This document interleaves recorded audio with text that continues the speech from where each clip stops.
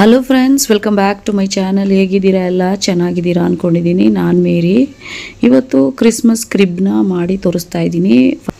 Last year ಕೂಡ ಒಂದು video ಹಾಕಿದ್ದೆ ನಾನು, ಈ ಕ್ರಿಬ್ ಸೆಟ್ ಯಾವ ರೀತಿ ಮಾಡೋದು ಅಂತ. ಆದರೆ ಆಗ ಮ್ಯೂಸಿಕ್ ಹಾಕಿ ಬಿಟ್ಟಿದ್ದೆ. ಈ ಸರಿ ಮಾತಾಡೋದ ಅಂತ ಮಾತಾಡ್ತಾ ಇದ್ದೀನಿ. ಅದು ಕೂಡ ಕಾರ್ಡ್ಬೋರ್ಡಲ್ಲೇ ಮಾಡಿದ್ದು. ಅದು ಸ್ವಲ್ಪ ದೊಡ್ಡ ಇಂಚಸ್ದು 1 ಅಡಿದು ಸ್ಟ್ಯಾಚ್ಯೂ ಸಿಕ್ತು ಅಂದ್ಬಿಟ್ಟು ಅದು ಆ ಸೆಟ್ ಇಡೋಕ್ಕೆ ದೊಡ್ಡ ಮನೆ ಮಾಡಿದ್ದೆ ನಾನು ಕ್ರಿಬ್. ಈ ಸರಿ ಬಂದು ಇನ್ನೊಂದು ಸೆಟ್ ಇದೆ ನಮ್ಮ ಮನೇಲಿ, ಚಿಕ್ಕ ಸೈಜ್ದು 5 ಇಂಚಸ್ದು ಸ್ಟ್ಯಾಚ್ಯೂಸ್ ಎಲ್ಲ ಆ ಸೈಜಲ್ಲಿದೆ. ಅದನ್ನ ಇಡೋಕ್ಕೆ ಒಂದು ಚಿಕ್ಕ ಬಾಕ್ಸ್ ತಂದುಕೊಡು ಅಂತ ಕೇಳಿದ್ದೆ ನಮ್ಮ ಮಾಮಂಗೆ. ಅದಕ್ಕೆ 2 ಬಾಕ್ಸ್ ತಂದುಕೊಟ್ಟಿದ್ರು. ಅದೇನು ಒಂದು 20 ರುಪೀಸು 30 ರುಪೀಸ್ಗೆಲ್ಲ ಸಿಗುತ್ತೆ. ಈ ಮಾಲ್ಗಳಲ್ಲೆಲ್ಲ ವೇಸ್ಟಾಗಿ ಹಾಕಿರ್ತಾರೆ ಬಾಕ್ಸ್ಗಳನ್ನ. ಸರಿ ತಂದುಕೊಟ್ಟಿದ್ರಲ್ಲ ಅಂತ ನೋಡಿ 2 ಬಾಕ್ಸ್ ಇತ್ತಲ್ವ, ಈ ಬಾಕ್ಸಲ್ಲಿ ಮಾಡೋದಾ ಅಂತ ಮಾಡ್ತಾಯಿದ್ದೀನಿ. ಇದು ತುಂಬ ಸಿಂಪಲಾಗಿ ಮಾಡ್ಬೋದು. ಮಕ್ಕಳು ಸ್ಕೂಲ್ಗೆ ಹೋಗಿದ್ರಲ್ವ, ಆ ಟೈಮಲ್ಲಿ ಮಾಡ್ತಾಯಿದ್ದೀನಿ. ಇದಕ್ಕೆ ಕಾರ್ಡ್ಬೋರ್ಡು, ಫೆವಿಕೋಲು, ಹಾಗೆಯೇ ಸುತ್ತ ಸ್ಟಿಕ್ ಮಾಡೋಕ್ಕೆ 1 kg ಕಾರ್ಡ್ಬೋರ್ಡ್ ಶೀಟು, ಇಲ್ಲಾಂದರೆ ಕ್ರೇಪ್ ಪೇಪರ್ ಅಂತ ಸಿಗುತ್ತೆ. ಬ್ರೌನ್ ಕಲರ್ ಇದ್ದರೆ ಚೆನ್ನಾಗಿರುತ್ತೆ, ಯಾಕಂದರೆ ಮನೆ ಆ ಕಲರಲ್ಲಿ ಇದ್ದರೆ ಚೆನ್ನಾಗಿರುತ್ತೆ ಅಂತ. ಕಲರ್ ಮಾಡೋಕ್ಕಾಗಲ್ಲ. ಈ ಬ್ರೌನ್ ಕಲರು ಅಂದರೆ ಕಾಫಿ ಕುಡಿತೀವಲ್ಲ, ಆ ಕಲರಲ್ಲಿ ಇದ್ದರೆ ಚೆನ್ನಾಗಿರುತ್ತೆ ಅಂತ ಮನೆ ಅದರಲ್ಲಿ ಮಾಡ್ತಾ ಇರೋದು. ಅದಕ್ಕೋಸ್ಕರ ಈ ಕಾರ್ಡ್ಬೋರ್ಡ್ ಶೀಟ್ನ ಕೂಡ ತಂದಿಟ್ಟಿದ್ದೀನಿ. ಅದು 30 ರುಪೀಸ್ ಆಗುತ್ತೆ. ಈ ಸ್ವಲ್ಪ ದೊಡ್ಡದು ತಗೊಂಡಿರೋದ್ರಿಂದ ಬಾಕ್ಸು ನಾನು ಒಂದು 3-4 ಶೀಟ್ ಬೇಕಾಗುತ್ತೆ ಅಂತ ಬ್ರೌನ್ ಕಲರು ಆಮೇಲೆ ಆರೆಂಜ್ ಕಲರ್ 2 ತಂದಿದ್ದೀನಿ. ಬ್ರಿಕ್ ರೀತಿ ಕೂಡ ಮಾಡಿ ಡಿಸೈನ್ ಮಾಡೋದಾ ಅಂತ. ಇದು ತುಂಬ ಸಿಂಪಲಾಗಿ ಮಾಡ್ಕೋಬೋದು. ಅಂದರೆ ನಾನು ಸ್ವಲ್ಪ ಲೇಟಾಗಿ ಹಾಕ್ತಾಯಿದ್ದೀನಿ. ಫಸ್ಟೇ ಹಾಕಿದರೆ ಇದನ್ನು ನೋಡ್ಕೊಂಡು ಯಾರಿಗಾದ್ರೂ ಹೆಲ್ಪ್ ಆಗ್ತಿತ್ತು. ಲೇಟಾಗಿ ಹಾಕಿದ್ದಕ್ಕೆ ಸಾರಿ ಅಂತ ಹೇಳ್ತಾ ಇದ್ದೀನಿ. ಯಾಕಂದರೆ ಇದನ್ನು ಫಸ್ಟೇ ಹಾಕಬೇಕಾಗಿತ್ತು ನಾನು. ಯಾಕಂದರೆ ತುಂಬ ಕೆಲಸ ಆಯ್ತಲ್ವ ಮನೇಲಿ. ಮಕ್ಕಳನ್ನೂ ನೋಡ್ಕೋಬೇಕು, ಇದನ್ನು ಮಾಡಬೇಕು, ಮನೆ ಕೆಲಸನೂ ಮಾಡ್ಕೋಬೇಕು, ಅಡುಗೆ ಮಾಡಬೇಕು. ಇದರಿಂದ ಸ್ವಲ್ಪ ವಿಡಿಯೋ ಎಡಿಟ್ ಮಾಡೋಕ್ಕೆ ಲೇಟ್ ಆಗ್ತಿತ್ತು ಫ್ರೆಂಡ್ಸ್. ಮಾಮಂಗೆ ಹೇಳ್ತಾನೆ ಇದ್ದೆ, ಬಾಕ್ಸ್ ತಂದು ಕೊಡು ಮಾಮ, ನನಗೆ ಈ ನಾಳೆ ಅಂದಾಗ ಈಗ ಕೆಲಸ ಮಾಡ್ಕೋತಾರಲ್ಲ ಅದು ಇಷ್ಟನೇ ಆಗಲ್ಲ. ಫಸ್ಟೇ ಮಾಡಿಟ್ಬಿಡ್ಬೇಕು ಅಂತ ನನಗಿಷ್ಟ. ಅದರಿಂದ ತಂದುಕೊಡು ಮಾಮ ಬಾಕ್ಸು ಅಂತ ಹೇಳ್ತಾ ಇದ್ದೆ. ಅವರು ತಂದ್ಕೊಡ್ತೀನಿ ಅಂತ ಬರೋರು ಮರ್ತು ಬಿಡೋರು, ಈ ರೀತಿ ಆಗ್ತಿತ್ತು. ಅದರಿಂದ ಸ್ವಲ್ಪ ಡಿಲೇ ಆಗಿಬಿಡ್ತು. ಬಾಕ್ಸ್ ತಂದುಕೊಡೋದೇ ಲೇಟ್ ಆಗಿಬಿಡ್ತು. ಇನ್ನೇನು ಕ್ರಿಸ್ಮಸ್ ಹತ್ರ ಬರಬೇಕಾದ್ರೆ ನಾನು ಮನೆ ಕೆಲಸ ಎಲ್ಲ ಮಾಡ್ಕೋಬೇಕು. ಅದು ಚೇಂಜ್ ಮಾಡಬೇಕು, ಸೋಫಾ ಅದು ಇದು ಎಲ್ಲ ಚೇಂಜ್ ಮಾಡಿ ಬಟ್ಟೆಗಳನ್ನೆಲ್ಲ ಇದನ್ನು ಬಾಕ್ಸ್ ಆಮೇಲೆ ಮಕ್ಕಳು ಇಲ್ಲದಿದ್ದಾಗ ಮಾಡ್ತಾಯಿದ್ದೀನಿ. ಅರ್ಧ ಮಾಡಿಬಿಟ್ಟು ಪುನಃ ಸ್ಕೂಲ್ಗೆ ಹೋದ್ನಲ್ವ, ಸ್ಕೂಲಿಂದ ಬಂದು ಮಾಡೋಷ್ಟರಲ್ಲಿ ಆರ್ಯ ಈ ಮನೆ ಒಳಗಡೆ ಹೋಗೋದು ಆಚೆ ಬರೋದು ಆ ಥರ ಮಾಡ್ತಾಯಿದ್ದ. ಸರಿ ಇದಕ್ಕೆ ಆಚೆ ಬಾರೋ ಅಂತ ಹೇಳ್ತಾ ಇದ್ದೆ. ದೇವ್ರು ಕೂರಿಸೋದು ಬಾಕ್ಸು ಹೋಗ್ತಾನೆ ಇರಬೇಡ ಒಳಗಡೆ ಅಂತ ಹೇಳ್ತಾನೆ ಇದ್ದೆ. ಆದರೂ ಕೂಡ ಒಳಗಡೆ ಹೋಗಿ ನನಗೆ ಗೊತ್ತಿರಲ್ಲ, ಆಗ ಒಳಗಡೆ ಹೋಗಿ ಕೂತ್ಕೊಬಿಡ್ತಿದ್ದ ಮನೆ ಮಾಡಿದ್ಮೇಲೆ. ನಾನು ಆ ವಿಂಡೋ ಕಟ್ ಮಾಡೋಕ್ಕೋಸ್ಕರ ಚಾಕುನ ಒಳಗಡೆ ಕಟ್ ಮಾಡಿ ಹಿಂಗೆ ತಳ್ತಾ ಇದ್ದೀನ, ನೋಡಿದ್ರೆ ಒಳಗಡೆ ನನಗೆ ಗೊತ್ತಿಲ್ದಂಗೆ ಕೂತ್ಕೋತಾ ಇದ್ದ.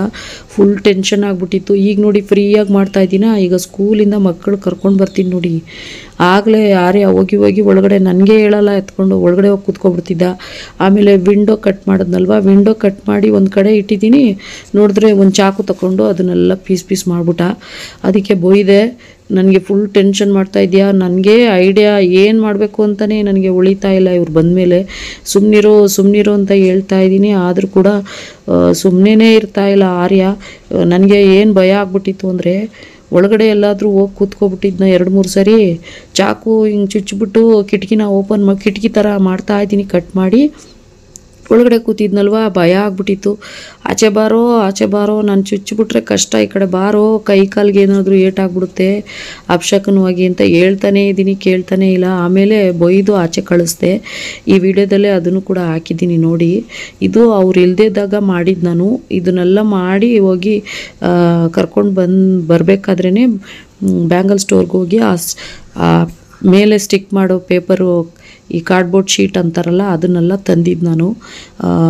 ಆಮೇಲೆ ಆ ಸ್ಟಿಕ್ಕರು ಗಮ್ ಇಟ್ಕೊಂಡು ಫೆವಿಕೋಲ್ ಹಾಕಿ ಸ್ಟಿಕ್ ಮಾಡ್ತೀನಿ. ಆ ಬ್ರಿಕ್ ರೀತಿ ಕಟ್ ಮಾಡಿದೆ. ಬ್ರಿಕ್ ಅಂದರೆ ಈ ಇಟ್ಟಿಗೆ ರೀತಿ ಡಿಸೈನ್ ಬರಲಿ ಅಂತ ಕಟ್ ಮಾಡಿ ಅದನ್ನು ಸ್ಟಿಕ್ ಮಾಡ್ತೀನಿ. ಫೆವಿಕೋಲಲ್ಲಿ ಸ್ಟಿಕ್ಕೇ ಆಗ್ತಾಯಿಲ್ಲ. ಆಮೇಲೆ ಏನು ಮಾಡಿದೆ, ಗ್ಲೂಗನ್ ಇತ್ತಲ್ವ, ಗ್ಲೂಗನ್ನಿಂದ ಸ್ಟಿಕ್ ಮಾಡಿ ಆಮೇಲೆ ಸ್ಟಿಕ್ ಆಯಿತು ಫ್ರೆಂಡ್ಸ್. ಅದು ಖಾಲಿ ಆಗ್ಬಿಡ್ತು. ಅದು ಖಾಲಿ ಆದಮೇಲೆ ಫೆವಿಕೋಲಲ್ಲಿ ಪುನಃ ಸ್ಟಿಕ್ ಮಾಡಿ ನೈಟು ಒಂದು 8 ಗಂಟೆ 9 ಗಂಟೆ ಆಗ್ಬಿಟ್ಟಿತ್ತು ಫುಲ್ಲು ಸ್ಟಿಕ್ ಮಾಡೋ ತನಕ. ಆಮೇಲೆ ಮಾರನೇ ದಿನ ಪುನಃ ತಗೊಂಡು ಗ್ರಾಸ್ ಎಲ್ಲ ಹಾಕಿದ್ದು ಇನ್ನೊಂದು ದಿನಕ್ಕೆ ನಾನು ಹಾಕಿದ್ದು ಫ್ರೆಂಡ್ಸ್. ಒಂದೇ ದಿನ ಮಾಡೋಕ್ಕಾಗಲಿಲ್ಲ, 2 ದಿನ ಈ ಕೆಲಸ ಮಾಡಿದ್ದೀನಿ.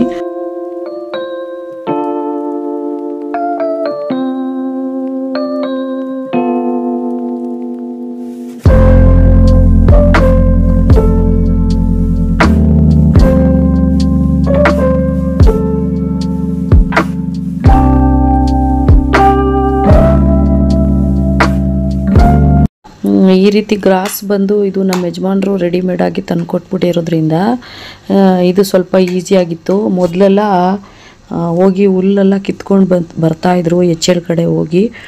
ಆ ರೀತಿ ಮಾಡಿದ್ದೀನಿ. ಇನ್ನೊಂದು ವರ್ಷಕ್ಕೆ ಆ ರೀತಿ ಮಾಡೋದಾ ಅಂತಿದ್ದೀನಿ. ಈ ವರ್ಷ ಬಂದು ಆ ರೀತಿ ಮಾಡಲಿಲ್ಲ. ಇನ್ನೊಂದು ವರ್ಷ ಬಂದು ಒಣಗಿದ್ದು ಹುಲ್ಲು ಬರುತ್ತಲ್ಲ ಅದನ್ನು ತಂದು ಈ ಕ್ರಿಪ್ ಸೆಟ್ಗೆ ಮೇಲೆ ಹಾಕಿದ್ದೆ. ಅದೊಂಥರ ಡಿಸೈನ್ ಮಾಡಿದ್ದೆ. ಈ ಸರಿ ಬಂದು ರೆಡಿಮೇಡ್ ಗ್ರಾಸ್ ಬರುತ್ತಲ್ಲ ಅದನ್ನೇ ಹಾಕಿ ಫುಲ್ಲು ಮನೆಯದು ಕ್ರಿಬ್ ಸೆಟ್ಟದು ಫುಲ್ಲು ಈ ರೀತಿ ಮಾಡ್ತಾಯಿದ್ದೀನಿ ಫ್ರೆಂಡ್ಸ್. ಒಂದೊಂದು ಸರಿಗೂ ಒಂದೊಂದು ರೀತಿ ಕಾಣಿಸ್ಲಿ ಅಂದ್ಬಿಟ್ಟು. ಇದಾದಮೇಲೆ ಈ ಸ್ಟಿಕ್ ಮಾಡ್ತೀವಲ್ಲ ಬ್ರಿಕ್ಕು, ಇದು ಬಂದು ಲಾಸ್ಟ್ ಟೈಮ್ ಏನು ಮಾಡಿದ್ದೆ, ಪೇಂಟಲ್ಲಿ ಫುಲ್ಲು ಲೈನ್ ಹಾಕಿ ಬ್ರಿಕ್ ರೀತಿ ಮಾಡಿದ್ದೆ. ಈ ಸರಿ ಈ ಥರ ಸ್ಟಿಕ್ ಕಟ್ ಮಾಡಿ ಈ ಥರ ಸ್ಟಿಕ್ ಮಾಡ್ತಾಯಿದ್ದೀನಿ. ಇದು ಯಾವ ರೀತಿ ಬಂದಿದೆ, ಚೆನ್ನಾಗಿದೆಯಾ ಅಂತ ನೀವು ಕಮೆಂಟ್ ಮೂಲಕ ತಿಳಿಸಿ.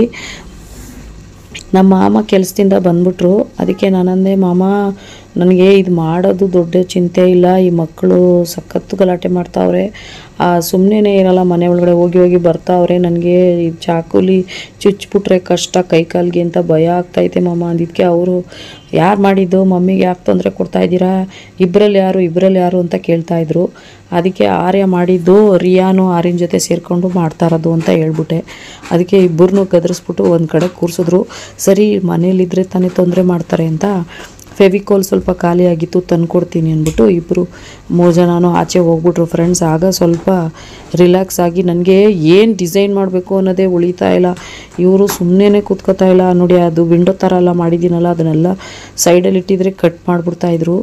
ಆ ರೀತಿ ಗಲಾಟೆ ಮಾಡ್ತಾಯಿದ್ರು ಫ್ರೆಂಡ್ಸ್. ನನಗೆ ಅವ್ರಿಗೆ ಖುಷಿ, ಏನೋ ಒಂದು ಮಾಡ್ತಾವ್ರೆ. ಈ ಕ್ರಿಸ್ಮಸ್ಸು ಈ ಥರ ಕ್ರಿಬ್ಬೆಲ್ಲ ಮಾಡ್ತಾವ್ರಲ್ಲ, ಏನಕ್ಕೆ ಕ್ವಶನ್ಗಳು ಬೇರೆ ಕೇಳ್ತಾನೆ ಇದ್ರು. ಮಮ್ಮಿ ಯಾಕೆ ಈ ಥರ ಜೀಸಸ್ಸು ಈ ಥರ ಮನೇಲಿ ಹುಟ್ಟಿದ್ದಾರೆ ಅಂತ ಇವ್ರಿಗೆ ಸ್ಟೋರಿ ಎಲ್ಲ ಹೇಳ್ತಾ ಇದ್ದೆ. ಆಮೇಲೆ ಟಿ ವಿಲೂ ಹಾಕಿದೆ, ಅದನ್ನ ನೋಡ್ತಾ ಕೂತಿದ್ರು. ಇದಾದಮೇಲೆ ನೋಡಿ ಈಗ ಕಂಪ್ಲೀಟಾಗಿ ರೆಡಿಯಾಗಿದೆ. ಆಮೇಲೆ ನಮ್ಮ ಮಾಮ ಬಂದು ಬಲ್ಬ್ನ ಫಿಕ್ಸ್ ಮಾಡಿಕೊಟ್ರು. ಈಗ ದೇವ್ರನ್ನ ಒಂದೊಂದಾಗಿ ಸ್ಟ್ಯಾಚುನ ಇಡೋಕ್ಕೆ ಸ್ಟಾರ್ಟ್ ಮಾಡ್ತಾ ಇದ್ದೀವಿ. 12 ಗಂಟೆಗೇ ಜೀಸಸ್ ಹುಟ್ಟಿದ್ದು ಅಂತ ತೊಟ್ಲು ಮಾತ್ರ ಇಟ್ಟಿರ್ತೀವಿ, ಮಗುನ ಇಡೋದಿಲ್ಲ. ಆದರೆ ಸುತ್ತ ಇರೋ 3 ರಾಜರು, ಹಾಗೆಯೇ 4 ಜನ ಕುರಿ ಮೇಯಿಸ್ತಾರಲ್ಲ ಅವರು ಒಂದು 4 ಜನ ಬರ್ತಾರೆ. ಹಾಗೆಯೇ ತಾಯಿ ತಂದೆ, ಆಮೇಲೆ ಕುರಿಗಳು, ಕತ್ತೆ, ಆಡು ಮರಿ, ಆಮೇಲೆ ಒಂಟೆ, ಇಷ್ಟು ಐಟಮ್ ಸೇರಿಸಿದ್ರೆ ಒಂದು 18 ಪೀಸಸ್ ಆಗುತ್ತೆ ಅದ್ರದ್ದು ಸೆಟ್ಟು. ಮಗುನ ಮಾತ್ರ ಇಡೋದಿಲ್ಲ, 12 ಗಂಟೆಗೆ ಇಡೋದು ನಾವು.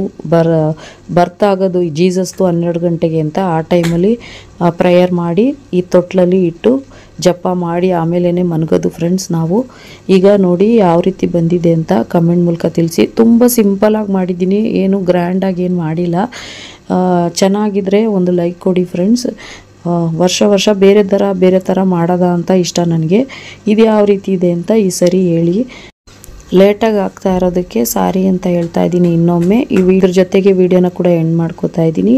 ಈ ವಿಡಿಯೋ ಇಷ್ಟ ಆದರೆ ಲೈಕ್ ಮಾಡಿ, ಕಮೆಂಟ್ ಮಾಡಿ, ಶೇರ್ ಮಾಡಿ. ಪ್ಲೀಸ್ ಸಬ್ಸ್ಕ್ರೈಬ್ ಮಾಡ್ಕೊಳ್ಳಿ. ಇದುವರೆಗೂ ಯಾರು ನನ್ನ ಚಾನಲ್ನ ಸಬ್ಸ್ಕ್ರೈಬ್ ಮಾಡದೆ ನೋಡ್ತಾ ಇದ್ದೀರಾ, ದಯವಿಟ್ಟು ಸಬ್ಸ್ಕ್ರೈಬ್ ಮಾಡ್ಕೊಳ್ಳಿ. ನೆಕ್ಸ್ಟ್ ವಿಡಿಯೋದಲ್ಲಿ ಸಿಗ್ತೀನಿ. Thank you for watching. Bye, take care friends. Bye.